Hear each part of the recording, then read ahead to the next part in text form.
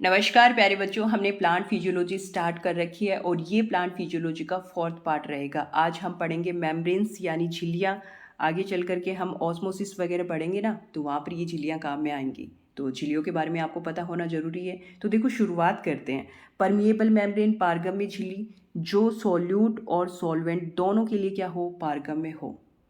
उदाहरण के लिए यहाँ पर देखिए, सेलुलोजिक सेल वॉल, सेलुलोज से बनी हुई कोशिका भित्ति जो सोल्यूट और सॉल्वेंट दोनों के लिए क्या होती है, पारगम्य होती है। सेकंड अपनी है अपारगम्य झिल्ली, इम्परमिएबल मेम्ब्रेन जो सोल्यूट और सॉल्वेंट दोनों के लिए क्या होती है, अपारगम्य होती है। उदाहरण के लिए यहाँ पर देखिए, सुबेरीन युक्त सेल वॉल और रबर मेम्ब्रेन। ठीक है, ये दोनों झिल्लियाँ सॉल्यूट और सॉल्वेंट दोनों के लिए क्या होती हैं, अपारगम्य होती हैं।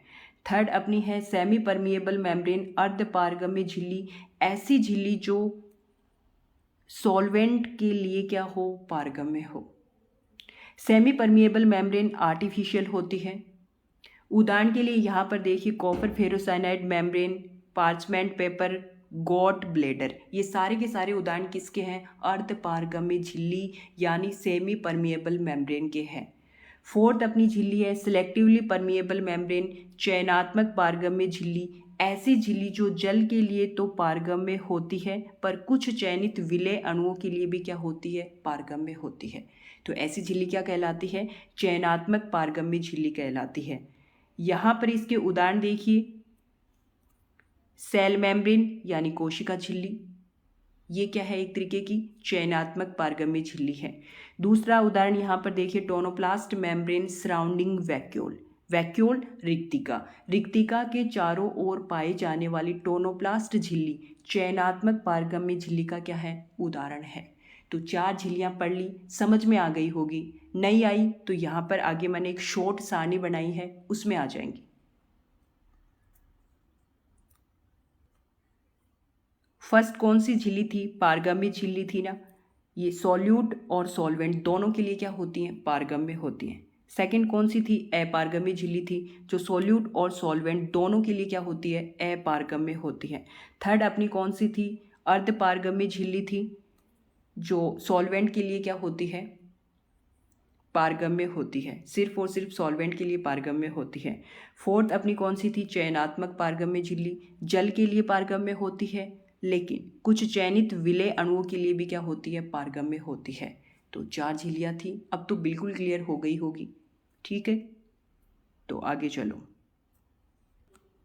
अब हम पढ़ेंगे इम्बाइबिशन, हिंदी में इसे कहते हैं अंतःचूषण। बहुत ही सिंपल सा है लेकिन इंपॉर्टेंट है, ध्यान रखना। ये एक भौतिक प्रक्रिया है, ये एक सिंपल डिफ्यूजन है। किसी ठोस द्वारा बिना घुले जल का अवशोषण करना क्या कहलाता है, इम्बाइबिशन यानी अंतःचूषण कहलाता है।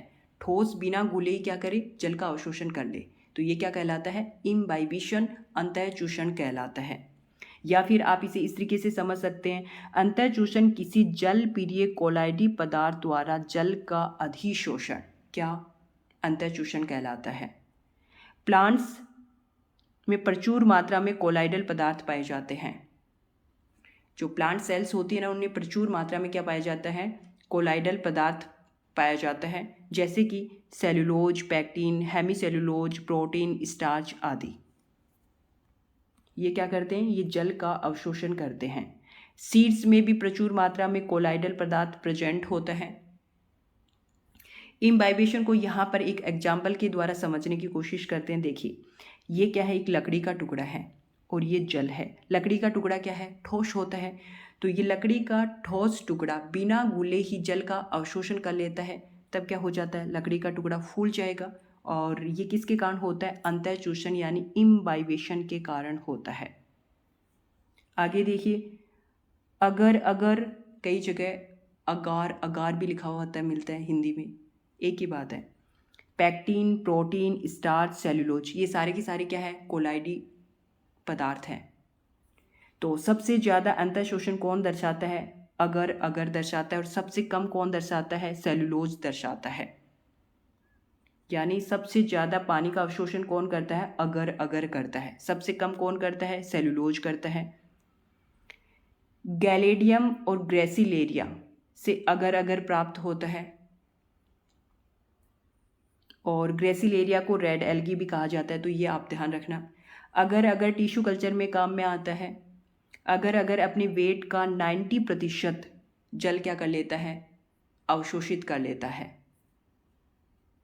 अंतःचूषण न केवल तरल अवस्था में होता है अपितु वाष्प अवस्था में भी होता है।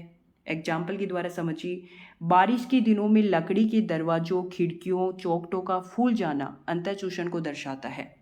बारिश के दिनों में आपने देखा होगा कि दरवाजे खोलने की कोशिश करते हैं, खुलता नहीं है, अंतःचूषण के कारण। और ये सब आपको जहाँ ज़्यादा बारिश होती है वहाँ देखने को मिलता है।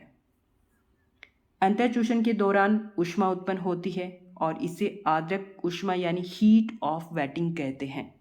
एग्जाम्पल के द्वारा समझिए, आटा गूंदते वक्त ऊष्मा उत्पन्न होती है। ये तो आप सबको पता ही है। आटा तो आप सबने गूंदा ही होगा, नहीं गूंदा तो आज गूंद के देख लेना। आटा लेते हैं और उसमें पानी लेकर उससे गूंथना स्टार्ट करते हैं। तो जैसे ही हम इससे गूंथना स्टार्ट करते हैं तो अपने हाथ को थोड़ी सी गर्माहट महसूस होती है। किस वजह से? आर्द्रक ऊष्मा के कारण, यानी इम्बाइबेशन में ऊष्मा भी निकलती है। ठीक है। Effect of imbibition. इम्बाइबिशन के प्रभाव देखिए। इम्बाइबिशन के कारण यानी अंतःचूषण के कारण आयतन इंक्रीज होता है, ऊष्मा भी निकलती है और दाब भी उत्पन्न होता है। प्राचीन समय में चट्टानों को तोड़ने के लिए चट्टानों में जगह जगह छिद्र बनाकर यानी छेद बनाकर उसमें लकड़ी के टुकड़े फंसा दिए जाते थे।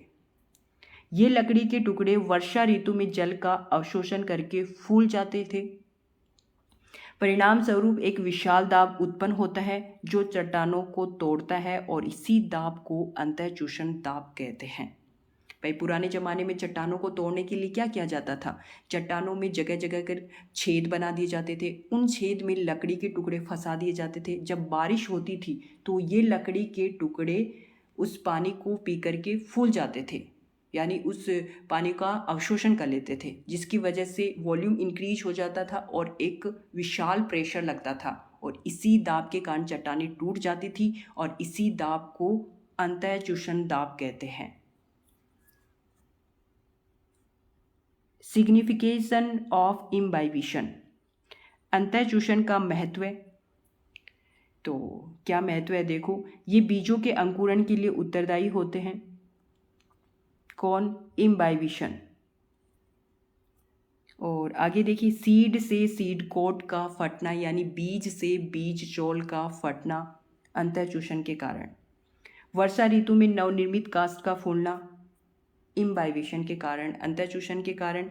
पुनर्जीवन में भी इम्पोर्टेंट रोल प्ले करता है कौन? अंतःचूषण। कैसे करता है देखिए, लाइकोपोडिया सिलेजिनेला के सूखे पौधों को पानी में रखकर या रखने पर ये हरे भरे हो जाते हैं। भाई इन पौधों को सूखे पौधे हैं और इन पौधों को जैसे ही पानी में रखेंगे तो इम्बाइबेशन की प्रोसेस की वजह से ये पौधे फिर से क्या हो जाएंगे? हरे भरे हो जाएंगे। तो आज हमने मेम्ब्रेन्स पढ़ी, इम्बाइबिशन पढ़ा, अंतःचूषण पढ़ा, तो क्लियर हो गया होगा। तो इस वीडियो लेक्चर में इतना ही। जय हिंद, जय भारत।